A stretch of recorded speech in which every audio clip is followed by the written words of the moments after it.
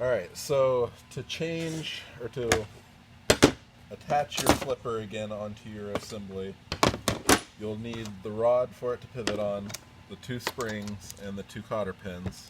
And for the tools, I'm using a crescent vice grip,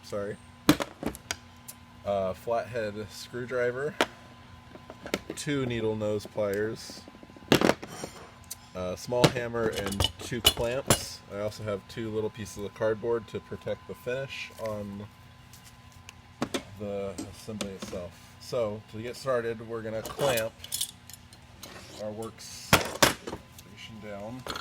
Clamp this assembly to the side of a flat surface so that the back of it will sit flat when we just go to assemble it, like so. I'll clamp this side as well. And so it sits together naturally with these lined up when it's together. So to make this a little easier, we're going to use our vice grips, and we're going to clamp down right on this spring, just like this, really, really tight. And what that's going to allow is us to compress the spring down so that it sits level. So we'll start the rod into this assembly, and we'll keep it flush so that we can put our spring with its little tab side up. That way we could feed our rod through.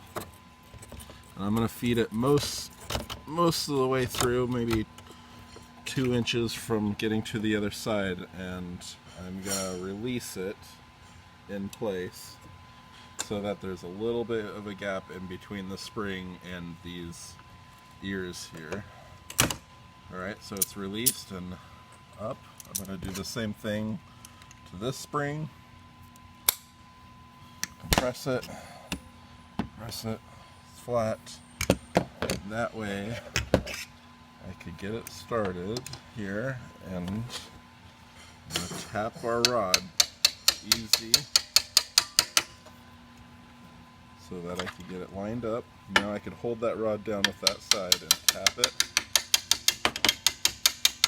and now line it into the receiving ears, and now the rod is all the way through and where we need it. So now I can release this vice grip, and the springs are in place loosely.